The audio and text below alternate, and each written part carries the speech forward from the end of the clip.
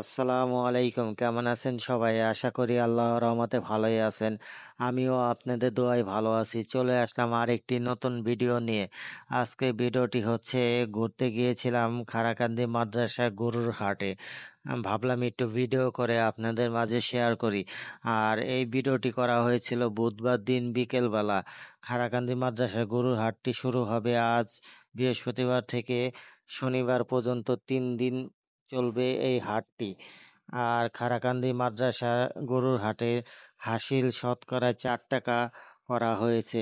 চলেন ভিডিওটি দেখে আসি।